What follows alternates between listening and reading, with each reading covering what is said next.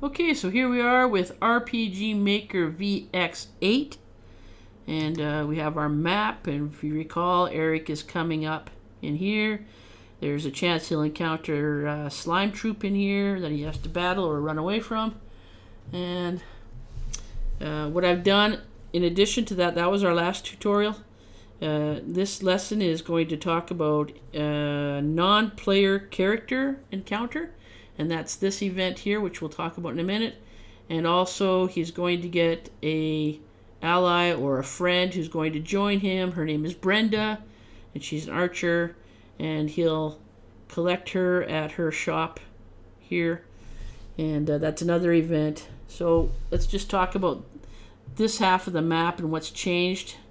So basically, the last time we did this, looked at this map, we were in regions. We had set up our slime encounter, and then what's happened is now I've done an event here. So I've gone into event mode, and I've done event, edit event. What I would have done is actually added an event. I'm just going to go here and add an event just to show you what I mean.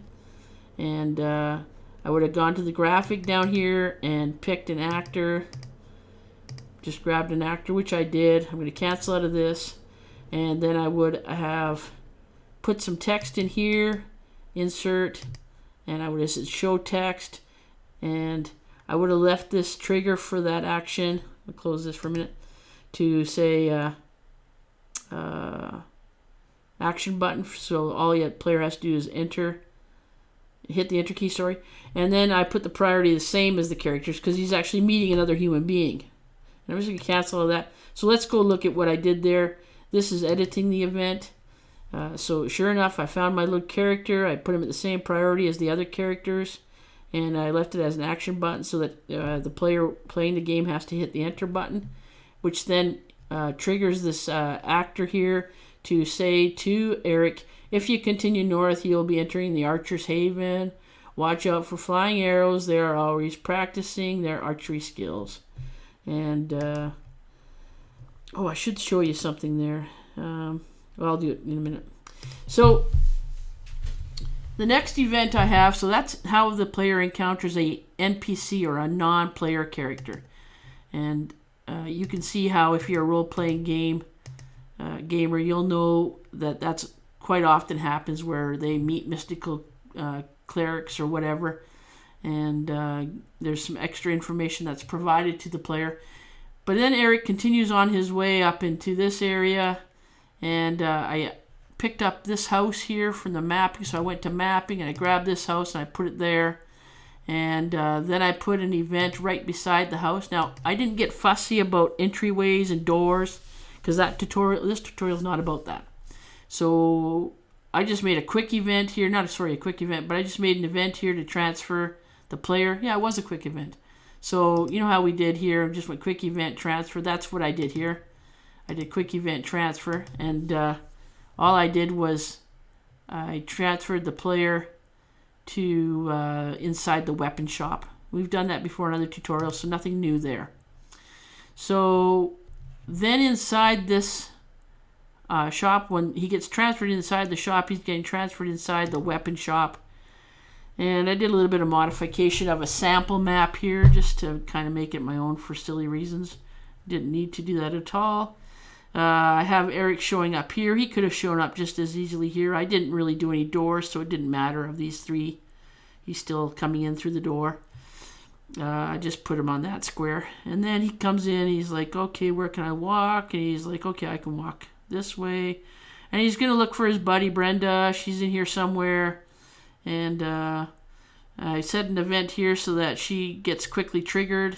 And we'll look at that. Oh, first of all, let's look at this event. So here's the other side where he comes in, comes to the weapons. He's inside the weapon shop. And when he leaves the weapon shop, where is he going? He's going back to the big map. So in what direction is he facing? That was poorly described, but that's what that is. Now, this event is a pivotal event. This is where Brenda joins the party, so we'll just edit that event. This was not a quick event. This was a full new event when I did it. We'll just edit it to look at it. There's no information here. I just had him walking on that event spot. He touched it. It's below his feet. And what happens then? Change party member, add Brenda. So all I did is I went insert. I went to party, change party member. I want to add Brenda. So I went down the list, grab Brenda. I said add. And I said okay. I'm not going to do it again because she's already been added in here because I did it earlier. And then I said... I did a text thing, if you remember, show text. Let's just go here and do edit, because you'll remember how to do this. And I put her face in here by double-clicking the graphic. And then I said, hi, Eric, I'm ready to go. Let's get started, because she's expecting him in this storyline. And if I previewed this, I wanted to make sure that none of my words got cut off. So that's a good habit to get into. If they get cut off, then you bring them down to the next line so they don't get cut off. And I just said, okay. And then Eric says something as well, so I have another text. And there's Eric's face. He says, that's great, Brenda, let's go. And again, I previewed it to make sure nothing gets cut off. And then I said, okay. And then I played a musical item. Let's edit that and see what we did here. And I just picked... item just because it has a sound that I didn't mind. And I might have tinkered with the volume. And then I just said, okay. I'm just going to cancel out of that. And then I don't need this set move route. I put this in there because I was going to do something different. I'm going to delete it. I'm a firm believer you keep everything as simple as possible. Let the software do whatever its default behavior is until you don't like it. So I'm going to assume everything's cool here, and I'm going to just go apply, okay, and I'm going to run the program in playtest mode, and we'll see what happens here. So we'll go. Now I'm going to try to avoid the slime because we covered that in the last tutorial. Just see if I can just avoid him. We'll see. Otherwise, we may not be able to. Yeah, we were able to. Excellent. Okay, and then here's our non-player character. And basically what happens when you meet a non-player character most times, if some other event is not triggering communication, then hitting the enter key will trigger the communication. So that was the text box I put in there. If you continue north, you'll be entering the Archer's Haven. There's really nothing other than information there that I'm putting in. And then Eric continues on his way north, and he goes to his friend's house, and he walks in, and when he hits that event over here, little Brenda should show up. There she is. She mysteriously shows up, like just magically. We could refine that to make that appear better with some other events and switches and whatnot, but I just wanted to show you that now Brenda has joined the party. She says to Eric, I'm ready to go, let's get started. He says, that's great, Brenda, let's go.